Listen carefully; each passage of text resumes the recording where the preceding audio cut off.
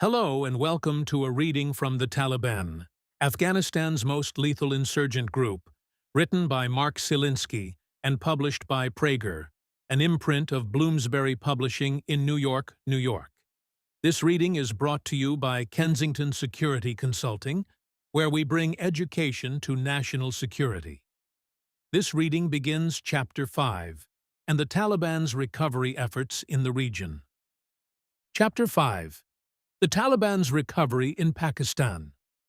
Chapter 4 discussed the Taliban's downfall and the security and developmental priorities for the conquering nations, which met in Bonn.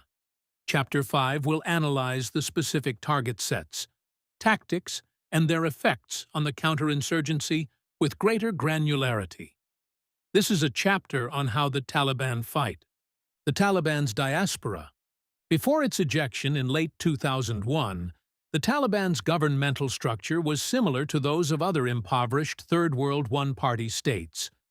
The Taliban had a monopoly on the use of force and law enforcement.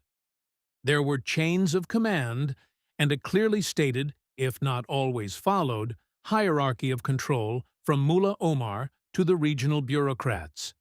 But communications were poor, and effective decision-making was often decentralized outside of Kabul and Kandahar. The Taliban had nothing that resembled a professional civil service. However, there was a rank order of decision-making in the Taliban.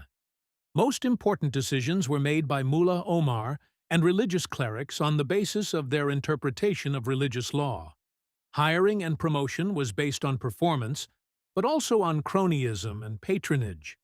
Within the government, there were rivaling factions, ambitious bureaucrats, petty arguments, and other characteristics universal to large organizations.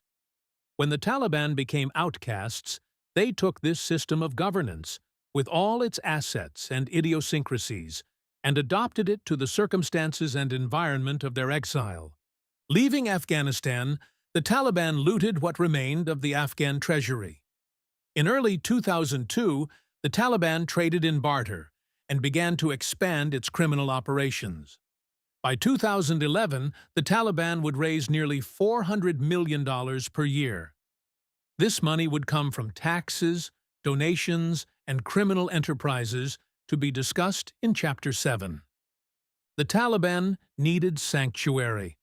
Mao Zedong, recalling his long march to escape nationalist Chinese forces, defined sanctuary as a strategically located area where insurgents can train and build their forces. The area should provide limited freedom of movement, but not for conventional maneuver. In sanctuaries, insurgents can supply, refit, and regroup free of significant enemy interference. The ideal local population would welcome the insurgents. In early 2002, the Taliban certainly found sanctuary in Waziristan. Waziristan is an autonomous tribal zone contiguous to Afghanistan. Stretching 1,500 miles from Baluchistan to the Hindu Kush, it is largely Pashtun, deeply religious, and, for the Taliban, friendly. When they were scattered into Pakistan in 2001 and 2002, they were fortunate to have pre-existing logistical networks, madrasas, and charities that served as billeting facilities and, later, bases of operations. As in their earlier climb to power, or Phase 1 in the government's insurgency model, the Taliban forged amicable relations with local mullahs. In Fatah and the Northwest Frontier Provinces, NWFP, renamed Khyber Pakhtunkhwa, Mullah Omar pooled his resources and lent his prestige to local chieftains, some of whom would emerge as important allies. The Taliban improved relations with Baitullah Mehsud, who forged his local Taliban organization, the TTP, in 2007, as discussed in Chapter 8. The bond between Mehsud and Omar was strong but sometimes ambiguous. Mehsud served as the subordinate member of this Taliban team from the beginning, even though he was hosting the fugitive Omar. Even before the TTP was formalized, Mehsud required his forces to prove fealty to Omar as their leader. The local Taliban under Mehsud in conjunction with the Omar's exiled Taliban, imposed order on territories that had eluded the Pakistani government's forces. They punished criminals swiftly and severely. They also suppressed or eliminated village elders who defied them. They enforced Sharia. The Taliban recuperated in Waziristan, and then many dispersed across different regions of the Pakistan-Afghanistan Pashtun belt. Mullah Omar went south to Baluchistan, and so did many other Taliban. The Taliban received a warm reception from Quetta's devout and elderly residents in the hard-scrabble Baluchi capital. But not everyone welcomed them, and Quetta's small middle class, particularly its women, detested them. The flood of unemployable and penurious Taliban youth put pressure on the already fragile economy. Tourism, already weak, declined, and owners of the few cyber cafes faced uncertain prospects. Within 1 year, clerics openly preached hatred of America and recruited in the city's madrasas and mosques. In the bazaars, the Taliban hawked jihad paraphernalia, taped speeches of bin Laden, and bumper stickers advocating martyrdom. Quetta became no place for the liberal-minded.